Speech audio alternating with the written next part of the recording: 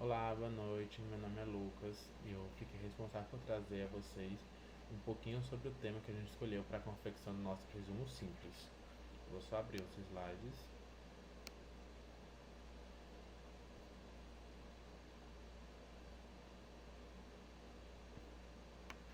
Bem, o tema que a gente escolheu foi sobre fazer uma análise socioepidemiológica do perfil de mortalidade em pacientes acometidos com neoplasia de mama no Brasil entre o período de 2020 a 2024.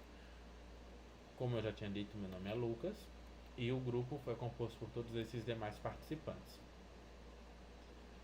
É de conhecimento público que o Brasil vem sofrendo uma transição demográfica que consiste no aumento do envelhecimento populacional devido ao avanço da saúde, aumento da expectativa de vida e uma redução do número de nascidos. Esse envelhecimento populacional ele vai garantir maiores casos confirmados. Isso acontece principalmente porque um dos fatores de risco para o desenvolvimento de câncer de mama é uma idade maior que 40 anos. Além do câncer de mama, demais doenças também estão sendo mais presentes, como doenças cardiovasculares, diabetes e outras patologias.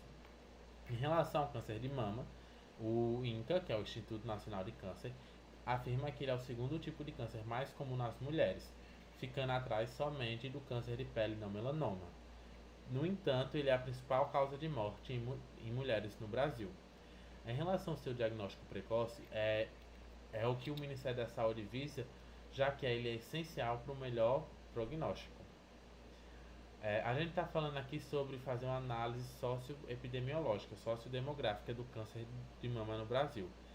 E isso é importante porque a gente vai conseguir definir as principais causas, a distribuição e o controle dessa doença. Além disso, vamos conseguir também compreender os principais fatores de risco, identificar os grupos mais suscetíveis e conseguir elaborar estratégias de prevenção.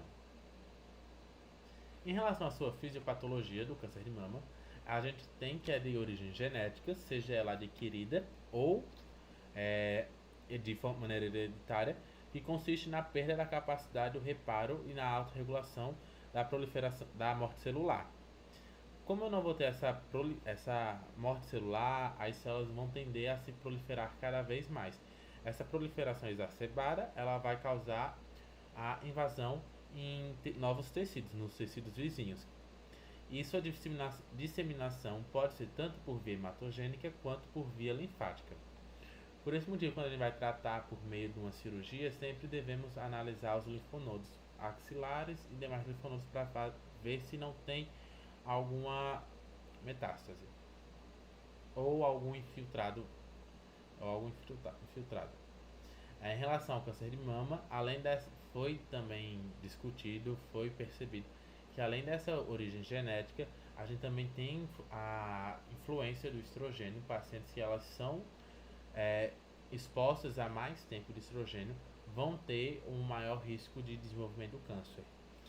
Entre elas, a gente tem pacientes que fazem terapia hormonal que apresentam 26% de chance a mais de desenvolver o câncer de mama e pacientes que têm a menopausa tardia, a menarca precoce e a menopausa tardia, já que vai ter um maior tempo de exposição ao estrogênio.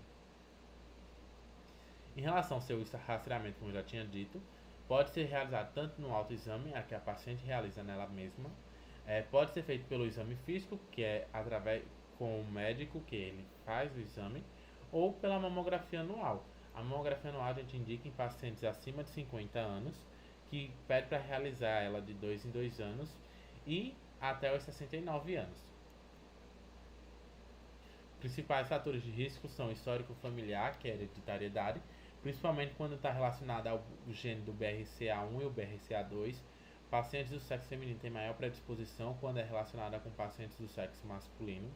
Idade avançada, maior que 40 anos, como eu já tinha informado. Alta densidade mamária, que pode ser visualizada através da mamografia. Obesidade e álcool, que são aqueles pacientes que não têm um hábito de vida saudável e têm maior chance de desenvolvimento a neoplasia de mama. A menarca precoce e a menopausa tardia, devido à maior exposição do estrogênio, como eu já informei. E pacientes que têm a primeira gestação tardia ou quando ela tem ausência de amamentação. A gente sabe que a amamentação é um fator de proteção contra o câncer de mama.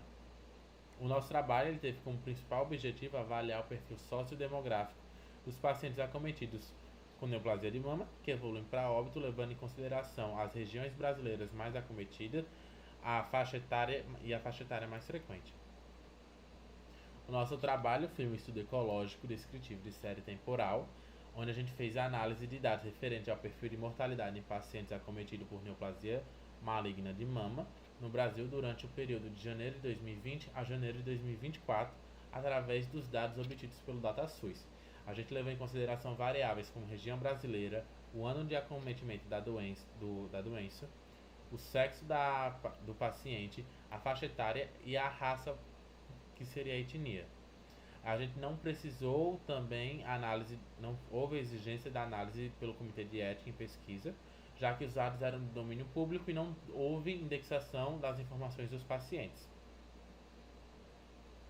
Bem, aqui em relação aos nossos resultados, essa primeira tabela a gente trouxe os números de atendimento por neoplasia de mama durante os anos de 2020 a 2024 no Brasil, onde a gente identificou o maior acometimento, o maior número de casos no ano de 2023, quando teve 84.936 casos, representando 35% da doença dos pacientes acometidos por neoplasia de mama.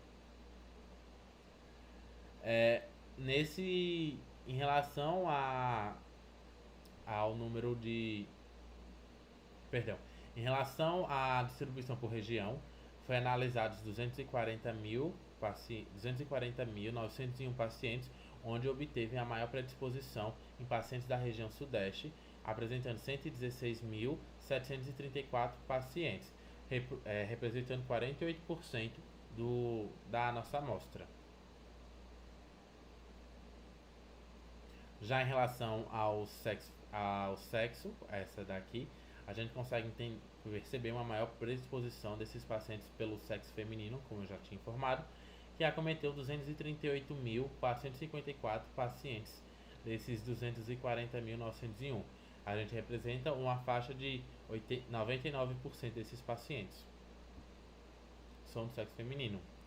Em relação à etnia, a gente consegue perceber uma maior predisposição nos pacientes de pele branca, apresentando 104.882 pacientes, que representam uma faixa de 44% desse grupo ao total. A faixa etária mais comum foi a de 50 a 59 anos, que a gente já conseguiu identificar 65.816 desses pacientes estão nessa faixa etária, que vai representar uma porcentagem de 28%. Aqui, agora, a gente vai entrar em relação aos dados, em relação aos óbitos no Brasil. Tinham sido analisados 240.901 casos, porém, apenas 19.019 pacientes evoluíram para óbito. E desses óbitos, o ano que teve maior predisposição, maior prevalência, foi o ano 2023 também, apresentando 6.438 casos, que representa 34% desses pacientes. Como já dito, o número total de pacientes que a gente analisou foi 19.019 pacientes, porém a maior predisposição de óbitos também foi na região sudeste, que apresentou 9.813 casos, representando 52% dessa amostra. Já em relação ao sexo, a gente também encontrou uma maior predisposição pelo sexo feminino, apresentando 18.810 casos confirmados, que totaliza 99% dessa amostra. Em relação à raça, à etnia, a gente também identificou uma maior predisposição por pacientes com pele branca, que apresentou 8.140 casos, que constitui em 43% dessa amostra. E em relação à faixa etária mais acometida, a gente conseguiu identificar que foi entre 50 e 59 anos também, A gente já encontrou 4.957 casos, totalizando 26% da nossa amostra, aproximadamente. E em relação aos resultados da região sudeste, a gente viu que foram 9.813 casos desses pacientes, sendo que 3.223 foi, perdão, 3.262 desses pacientes faleceram no ano de 2023. Em relação à região sudeste também, a gente consegue perceber que desses casos, 9.726 eram do sexo feminino, constituindo uma porcentagem de 99,11% dessa amostra. Acometendo também principalmente pacientes na faixa etária de 60 a 69 anos, principalmente, com 2.485 casos, que apresenta aproximadamente 25% dessa amostra total. E também notou uma maior predisposição por pacientes de pele branca, que encontramos o valor de 4.765 pacientes, que constitui 48,55% dessa amostra total. Em relação à discussão, a gente conseguiu identificar fatores modificáveis e fatores não modificáveis. Os modificáveis são o hábito de vida, que é alcoolismo e obesidade, que a gente consegue reduzir através da mudança do estilo de vida, consegue causar um menor fator, diminuir o fator de risco, a facilidade de desenvolvimento do câncer de mama. E em relação aos fatores de risco não modificáveis, a gente tem a predisposição genética, a gente tem um histórico familiar positivo, a idade da paciente e o sexo. Em relação ao sexo, como eu já disse, o sexo feminino tem a maior predisposição para o desenvolvimento do câncer de mama. Entre a proporção do sexo feminino para o sexo masculino é de 135 pacientes para 1. A idade está relacionada também ao tempo de exposição, ou seja, quanto mais velho o paciente for, maior é o tempo de exposição que ele tem para desenvolver essa doença. E a prevalência pela região sudeste, acredita-se que devido a ser a região mais populosa, a gente consegue ter um maior rastreio dessa patologia. E o histórico familiar, a gente tem que ficar atento os genes do BRCA1 e o BRCA2.